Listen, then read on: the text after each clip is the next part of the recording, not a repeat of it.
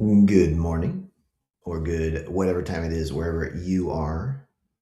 Here now it is 8:30 on a Monday morning. And so welcome to Daily Upgrade with Jason Andrews. My name is Jason Andrews and I am a hypnotist, which is great because I know how to change things on the inside. And today I'm going to be talking about how to build wealth. And while I'm talking about it, I'm going to be rewiring things in your brain in real time because I'm a hypnotist and I can do that to make it easier, to make it better, things like that. So first thing I'm going to do is change, going to fix my links and then we'll get started. I hope you're having a good day today. I got started slowly today because it's a Monday and it's raining where I am. And so I was very sleepy, but I'm a lot better now. I am teaching a class on hypnotic persuasion starting June 16th. So check that out. I've taught this several times before. It's always a really good one. People make a lot of changes in themselves and get a lot of really good skills that they can use really in almost every place in your life where you have communication. It's really great stuff. All right. So I know that there's 1,000 books and courses and everything like that about how to build wealth, and a lot of this stuff you're going to is going to be familiar if you've ever even looked into this category. But the reason I wanted to do this now is because there's a couple more things to be done that you never find in any book, and I'm going to add those in, and also I'm going to help change things on the inside as well. And there's basically 5 or 6 steps, and that's it. And once you've gotten that, you're building wealth. It's really that simple. Because I think a lot of people don't know how to do it. They feel helpless and hopeless because they don't know how to do it. And it's really simple. Building wealth is just getting more money under your possession, control, and use. And so you got to start by generating income. You generate income, then you reduce expenses.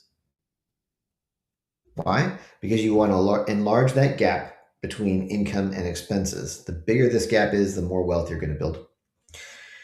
You got to save 1 month's expenses just in case something bad happens. And then you invest this gap of money all the time. Why do you invest it? Because investment turns savings into income. And there's one more thing that nobody ever tells you.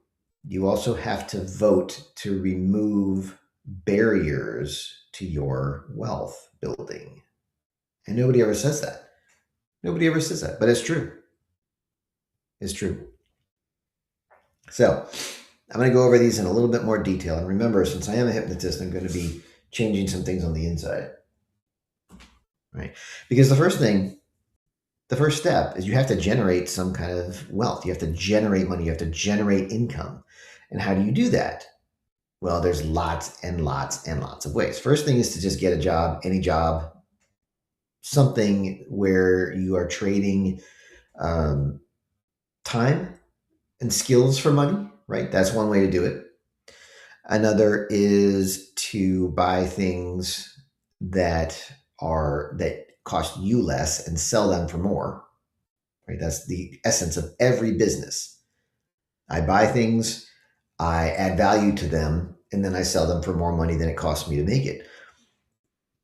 I buy all these components. I build a car. I sell the car. The car costs, all the components and the labor and the effort and everything costs me $20,000. I sell the car for $30,000. I do that 30,000 times, and I got myself a car company. I'm making tons of money, right? So building things, adding value to it, and selling it for a higher value, and the value increase is greater than your cost. That's a business. That's running a business. So you've got your business, you've got your job, which is trading your time and skills for money. Those are 2 really good ways to do it. Now, there's one other way that you can build money. I'll get to that in a moment. But this create income. Now, if you're already maxed out at your income, try a side hustle. I know that sounds obnoxious to say that, but what else are you going to do? You don't have other options. So you find something. Even a couple $100 a month makes a big difference in the long run. Big difference in the long run. So that's step one, generate income. Step two is reduce your expenses. Now, I got yelled at a lot by Zoomers in the comments for telling people to stop doing DoorDash and stop eating out all the time, and instead learn to cook and make your own food. You'll save $300-400 a month that way. If you are renting, instead of getting a single, get a 2-bedroom and split the rent with somebody you know, or some other roommate. Right, that'll save you $300, $400, $500, $600 a month right there between cooking and getting a roommate. If that's what your situation is, you can save $1,000 a month right there. $1,000 a month. That's $12,000 a year. Now, and because of taxes, you'd have to make $15,000 a year to take home that $12,000. So by doing those two things, you're basically getting a $15,000 raise, right? So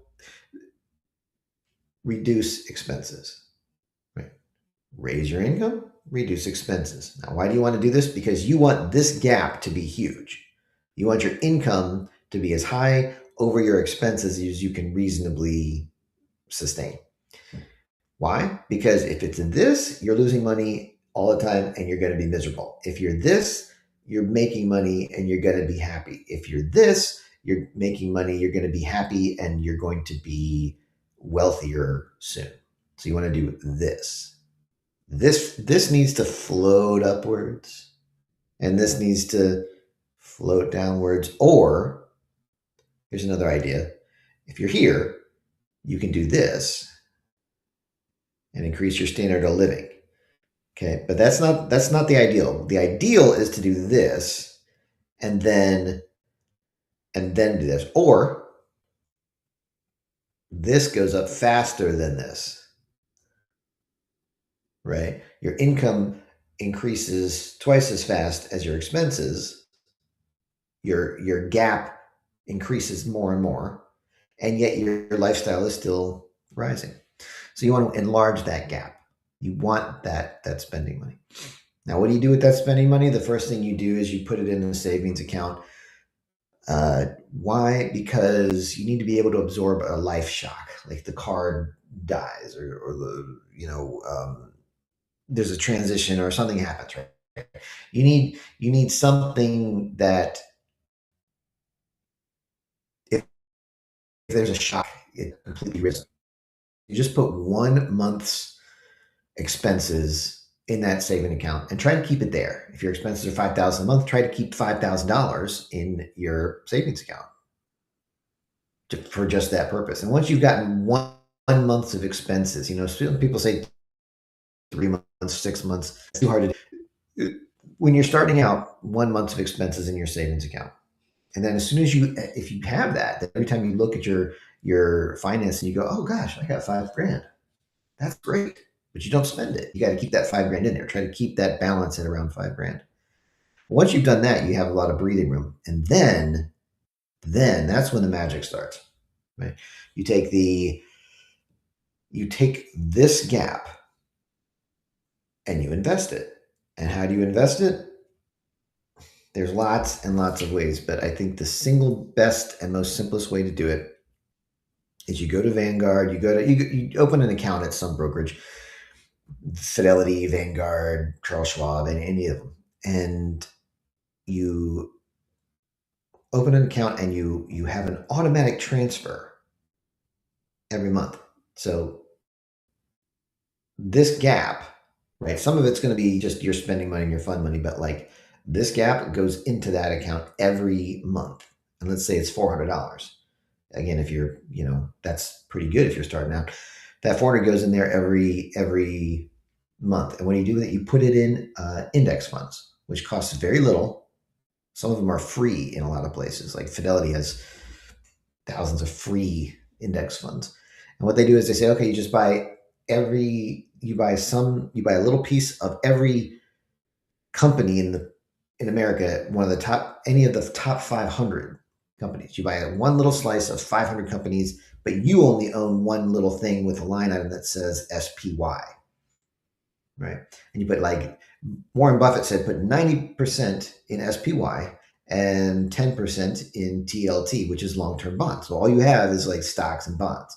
And then every year, once a year, you just make sure it's still 90-10. That's all you do. And you just keep pumping money in there.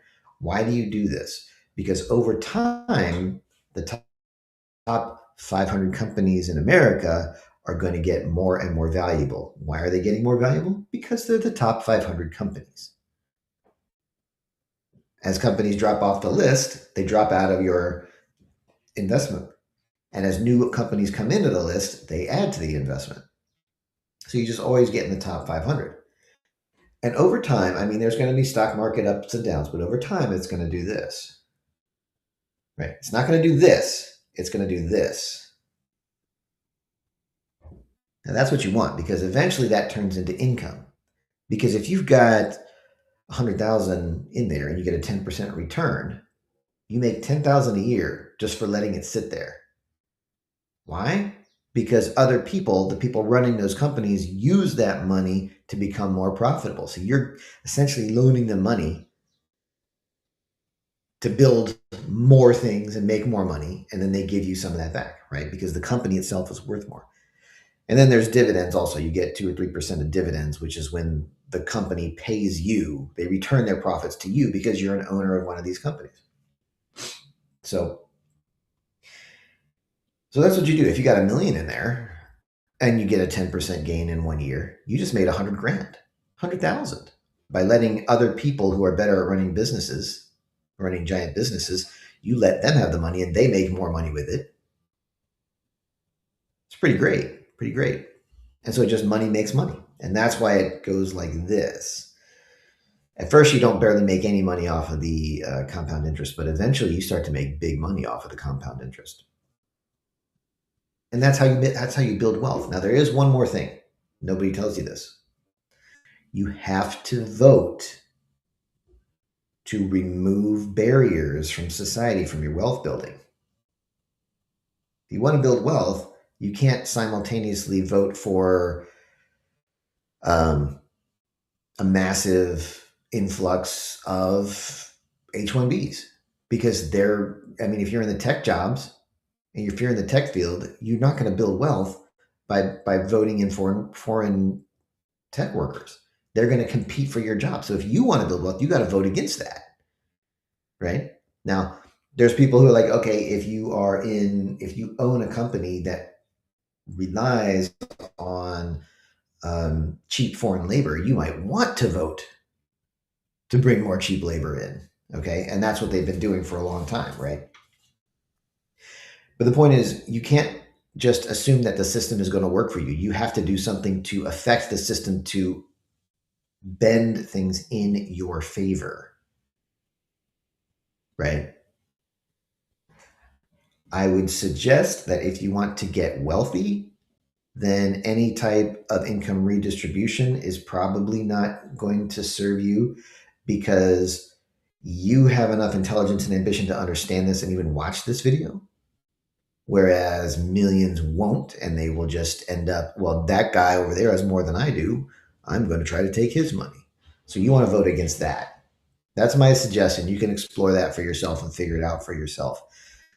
But from what I've seen in my life, there's always somebody dumber, lazier, stupider than you are, and they're going to want to take your money if you don't prevent them from doing it. So that's the last component. You've got to vote to remove barriers to you making money and building wealth. When you think about all those things and you add them all up, it doesn't seem that difficult, does it? I mean, it's very simple, but it does take time. And one of the hardest things to do is just reduce those expenses, because some people can't make it through their day unless they have their lunch out, or I have to live by myself because I have anxiety issues. If you've got anxiety issues, I got products that'll eliminate that problem. But the idea is that, like, okay, well, some people can't make it through their day, but if you can get to that point where, yeah, you actually can reduce your expenses, you can take that gap, funnel it into wealth building. And when you think about that, right, it's hard to say, okay, well, if I give up this luxury now, then I will be rich later. That's hard to do. That's hard to do because you don't see it. But when you do see it, when you literally see yourself in an affluent situation and feeling good about it, every time you think about, okay, well, maybe I won't DoorDash today. You take that money and invest it because that's when you see the benefit, the long-term benefit. It's like you're giving yourself a gift that you're going to receive. It's like mailing yourself a gift. It's like you mail it and it's going to come back in a year, but it's going to come back with more than you sent it out with. And you realize that, oh, all I have to do that is do that a lot. And it all comes back to me even more. And it builds up and builds up and builds up. And it's also great because the increase, you can also invest. $10,000, you get a 10% return, make $1,000 through minimal effort, you have $11,000. You invest that, you don't get another $1,000, you get $1,100. Because that $1,000 profit you got also gets another 10%, so that's another $100. And it keeps going and keeps going. And the amount that you gain keeps getting bigger and bigger and bigger. The increase gets bigger and faster and faster. And you got to keep that in mind so you can think, oh, I get it.